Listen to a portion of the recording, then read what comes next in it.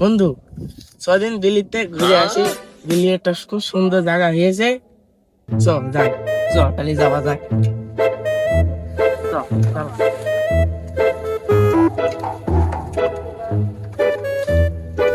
হাজানো দিয়ে দিল ছেলেটার কলাম যে মাঠে আসছি মুরব্বী মানুষ আর খাইপই কত বুড়ো কালে কি করবো আমি।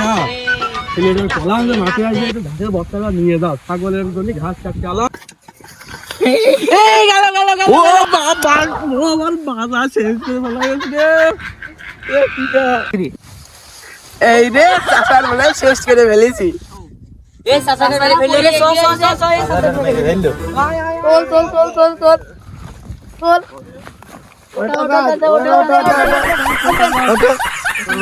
আমার বস্তাটা তুলে দাও গো, আমার মাথা ভেঙে গিয়েছে।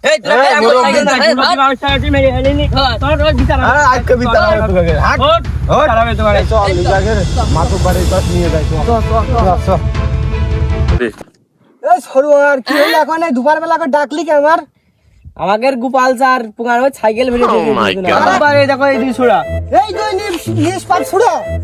এইগার দিকে তো মনে হয় না এই যে ইচ্ছাকৃত ভাবে দিয়েছে। মাতুব্বার আমাদের কোনো দোষ নেই, আমরা ইচ্ছাকৃত ভাবে মারিনি। এই তোরা মারিসনি মানে? এই নিরীহ গোপাল দাদার কি দোষ ছিল? তোরা সাইকেল নেওয়ার সময় সাবধানে আসবি না। এই গোপাল দাদার পুঙ্গার হাড় ভেঙে গেল, তোরা কি ক্ষয়ক্ষতি দিবি? এই গোপাল দাদা কি হেস গো? কি হয়েছে বলো মাতুব্বার, আমার পুরার হাড় ভেঙে ফেলেছে ওই দুই সুরা। মাতুব্বার সাহেব, মাতুব্বার সাহেব, মাতুব্বার সাহেব, মানে না আইন হাতে দিলেন মাতুব্বার সাহেব। এত বড় ক্ষমতা, হ্যাঁ ওটা এত বড় ক্ষমতা। বসে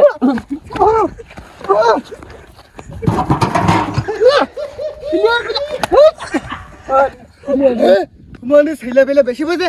এই গোপাল দাদা, তুমি নিঃসন্দেহে বলতে পারো তুমি গাছটা কি ক্ষতিপূরণ আশা করো? ওরা সে সাইকেলে আস্তে আস্তে আমার পুঙ্গা আমার সাইকেল পেলে আমার মাথার ভাই ভাঙিয়ে ফেলা গেছে। ওদের কাছে কয়টা টাকা দেওয়া, আমি ডাক্তার করে ওষুধ কিনে খাই। কোনো চিন্তা করো না, আমি দেখছি এখন। আমার সুরাটার আসতে গেল মনে সুরাটা আসলো না, তাই আমার ছেলেটা আসছে আমার আসলো না। তো ওষুধ কিনে টাকা নিয়ে দাও। আচ্ছা বাবু, শান্ত হও, শান্ত, আমি দেখছি। এই ছেলেরা, তোমার কাছে কি আছে সব এখানে বের করে। সিপাত, আমাদের কাছে তো টাকা মাখাও নেই, তো আমরা একে দুইজনে ঢেকা মেরে দৌড় মারি। মাতুব্বার আমাদের কাছে কিছু নেই।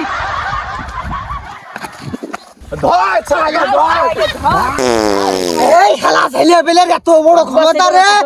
এই হাত তুই শালা করে।